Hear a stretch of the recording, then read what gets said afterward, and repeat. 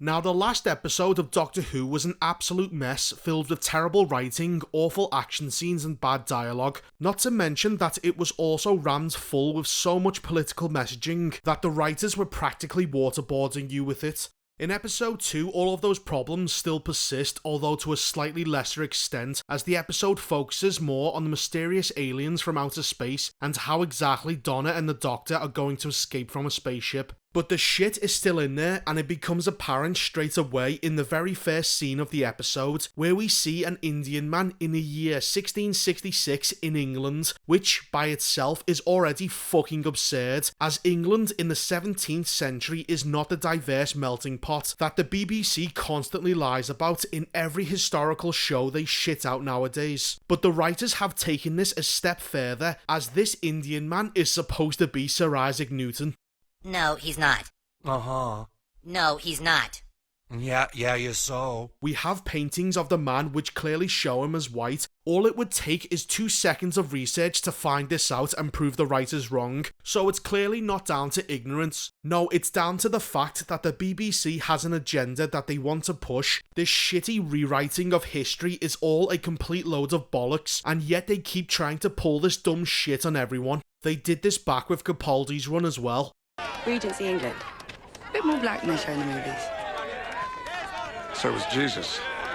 History's a whitewash. Oh, shut the fuck up. This is why Doctor Who cannot be saved. These assholes can't and won't make escapism, which is the only thing that Doctor Who should be. A fun series where for 1 hour of the day, most people can just ignore the stupid shit they see on the internet and just be entertained for a little bit. Is that too much to ask? What else? Oh right, the comedy is embarrassingly bad, the CGI is terrible, the dialogue is dog shit, and the pandering gets irritating real fucking quick. Anyway, I'm going to break down this special, but it's shit, so I'm not really spoiling anything. So like I said before, it begins in 1666 in an incredibly diverse England, where an Indian Isaac Newton is sitting underneath an apple tree. At this point, why not make it an orange tree or a giant cock, since the history in the show is a load of bollocks? So he's sitting under the tree writing in his diary until the TARDIS comes out of nowhere and just smashes into the tree at the speed of what looks like a jet aircraft. And yet despite hitting it with such force, the tree doesn't even bend from the impact.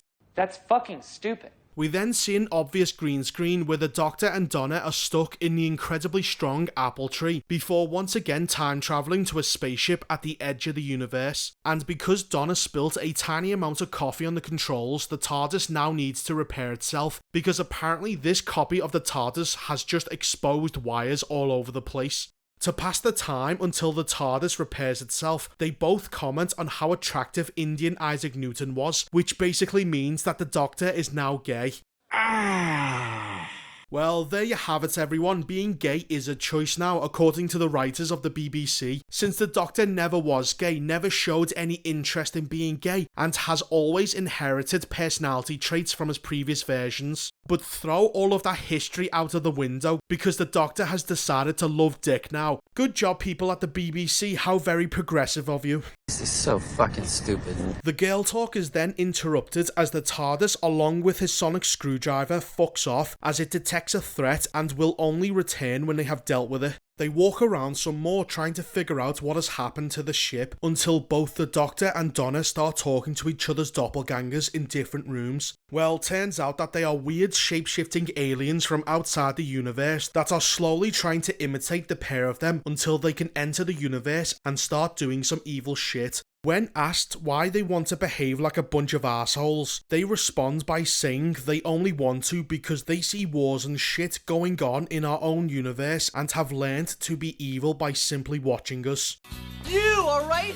I learned from watching you! So after a lot of running around and pushing buttons, they eventually blow up the ship alongside the asshole aliens. The episode comes to an end when they return to London and meet Wilfred, who is waiting at the very corner they had left from earlier. Why did they return to a later point in time instead of just coming right back to when they left? That was the whole plan in the first place. She was only supposed to be gone for a few minutes. I don't know. I don't know. Never mind that bollocks, because the next bit really pissed me off. Wilford is the only cameo people wanted to see, and he's only in the episode for a minute. They don't reminisce or catch up or anything. No, instead of a heartfelt reunion between the Doctor and Wilford, what we get instead is a shitty cliffhanger ending where everyone in London keeps beating the shit out of each other. Which, to be fair, is pretty unusual for London, as most of the time you're not getting punched, you're getting stabbed. And that's it. That's the end of the second special.